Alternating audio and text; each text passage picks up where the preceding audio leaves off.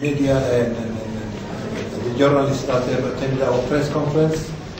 And I'm speaking on behalf of the Ogaden National Liberation Front, which struggles and advocates for the rights of the Somali people under Ethiopian rule in Ogaden.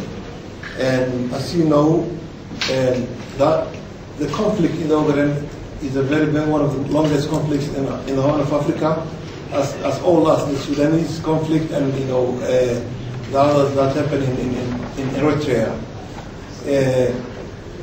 The Somali people under Ethiopian rule have been disenfranchised and been struggling for their rights since the Second World War, and were requesting under the international recognized principle of self-determination their right to be asked, for self-determination.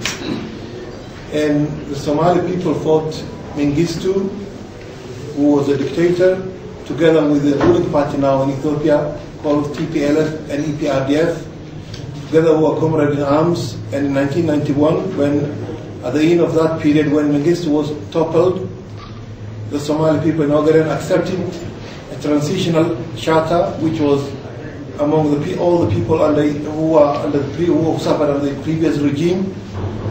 And that charter clearly stated that all the nations will come together and each nation should build its own self-government.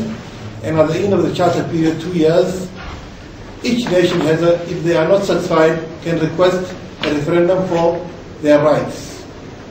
During those 2 years, in 1991 to 1994, our people were very much displeased with the way the transitional government in Ethiopia treated our people, and our regional parliament in February requested a referendum because the federal government did not fulfill its promise that it will be equal to all the peoples who are under its rule. And that was a peaceful request which could have been solved peacefully, but unfortunately the then transitional government attacked our parliament, attacked our members, banning our political organizations, and since then there has been an armed struggle in the Ogaden. And it went on between 1994 and 1998. There were bilateral dialogue between the Ogaden National Liberation Front and Ethiopia.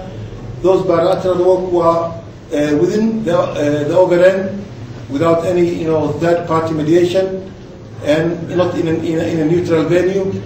But in 1998, 3 of our Central Committee members who were participating in the dialogue were assassinated by the Ethiopian army. And from that day onwards, the Ogaden National Liberation Front reached a decision that it will not participate in negotiation with the Ethiopian government unless there was a neutral party and there was a neutral venue, a neutral party that mediated the conflict. In last year, in July last year, the Ethiopian government approached the Kenyan government and requested that they mediate between itself and the Ogaden National Liberation Front. The Kenyan government sent a delegation on December 16, 2011 to London and met with the leadership of the Ogaden National Liberation Front, where the Kenyan delegation proposed that the Kenyan government mediate between Kenya and ONLF and Ethiopia. And since that our condition, since the requirement that that ONLF set for dialogue with Ethiopia was fulfilled, and since ONLF believes that Kenya is neutral in this conflict and thought us as a neutral country, as a brotherly country in the Horn of Africa, we accepted fully that invitation by the Kenyan government.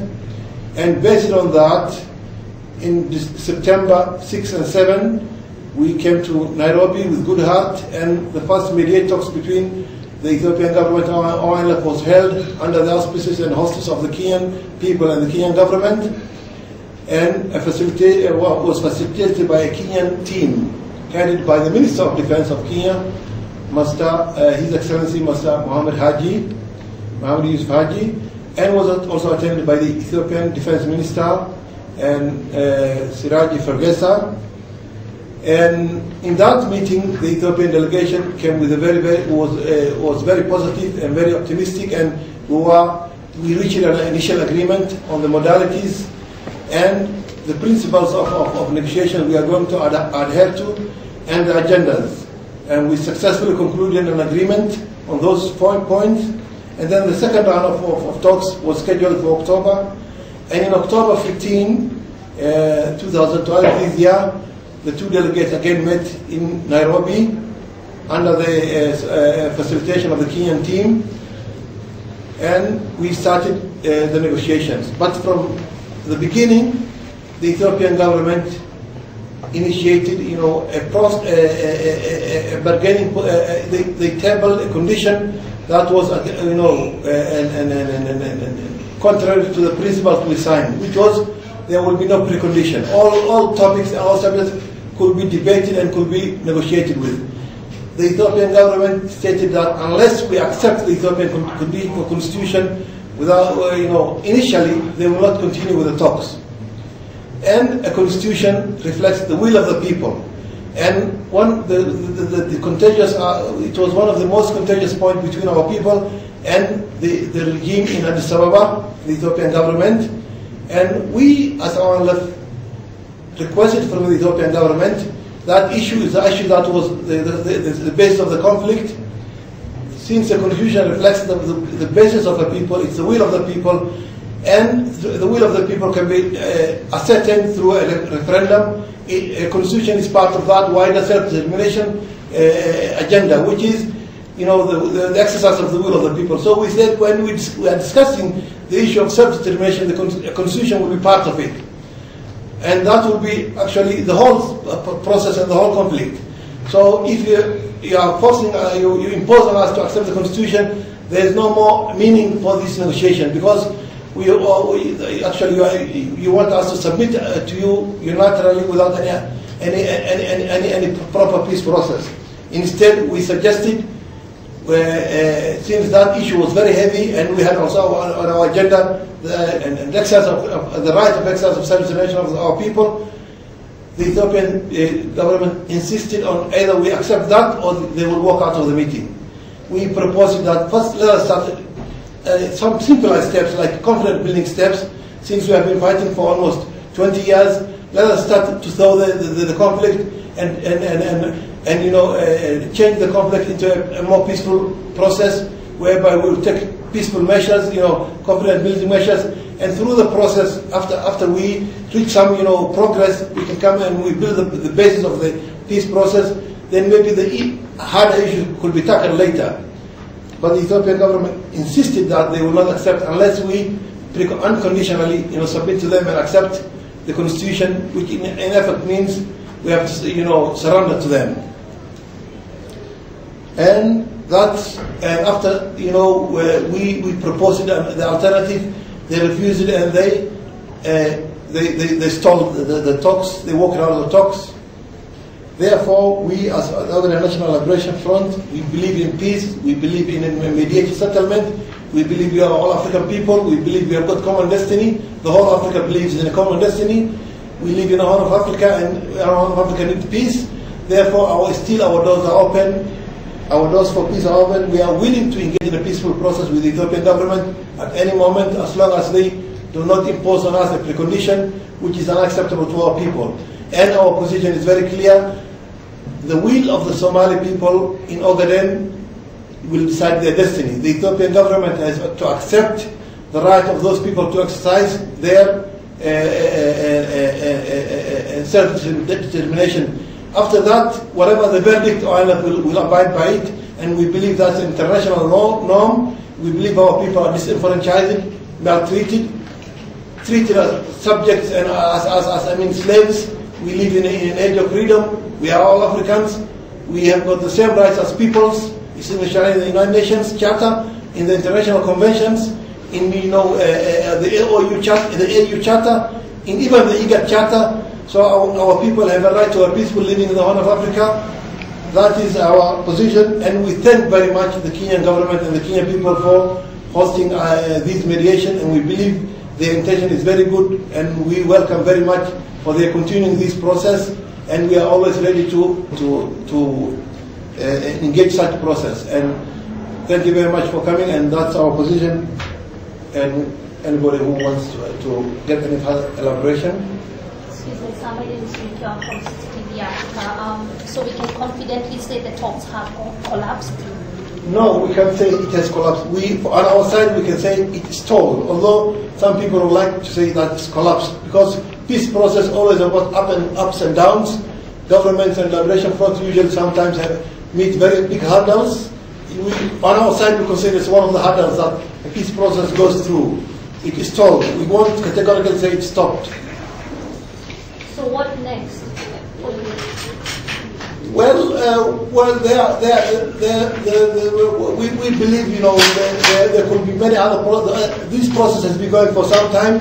There is the OAU, there is African countries, there the international community, and on this issue, we hope the international community will take positive steps and try to convince the Ethiopian government to restart the process on their side. Maybe the Ethiopian government may have come with a precondition this time, but I'm sure you also came with your own set of expectations. What were you expecting from the talks at least? Well, as I told you, initially we expected to reduce the hostilities. Our people are suffering. They are being, treated in a martial law. There's a lot of, imprisonments, killings, many other things. So we're expecting at least instead of hostilities, we will change to,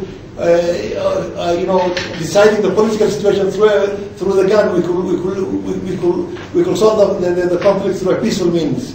So that was our expectation, to find a solution through peaceful means instead of talking through the guns. Are you saying you'll be urging your people to return back to fighting? Well, the fighting has not stopped. It was continuing. There was no ceasefire. And what we were expecting, maybe through the peace building, the confidence building measures, we will be going into the security issues and how to get to stop the fighting. The fighting is still going on. It did not stop. Well, we very much fear that the Ethiopian government will take reprisal, activities against our people in the Ogaden. We're not happy with what aspect of you see that's the main sticking point? The issue of the constitution was the contentious point in 1994 when the fighting started. For example, if we take in Kenya, the Kenyan government prepared a constitution and held a referendum through, asking the Kenyan people to vote on it. That's the international norm all over the world. When a constitution comes, you ask the people to vote for it. If they reject it, then you have to amend the constitution or do other things. And that's a democratic way of getting the will of the people. When the Ethiopian constitution was amalgamated, no referendum was held. So we say it does not reflect the will of the people.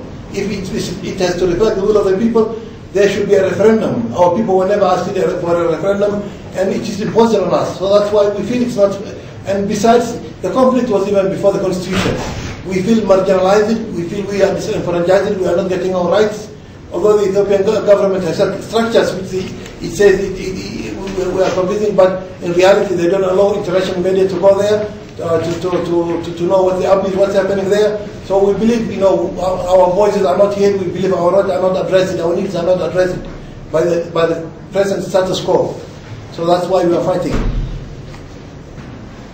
Well, although we cannot predict exactly what happened, but from our feeling, there is some problem within Addis Ababa government because when late Meles Zenawi deceased, there was a power vacuum, and then when they elected the new prime minister, we hear some disgruntled.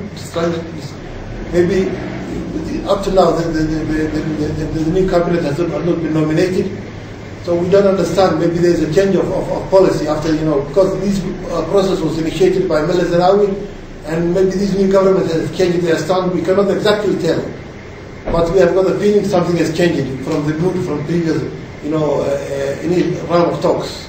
We can feel the mood has changed. Thank you very much.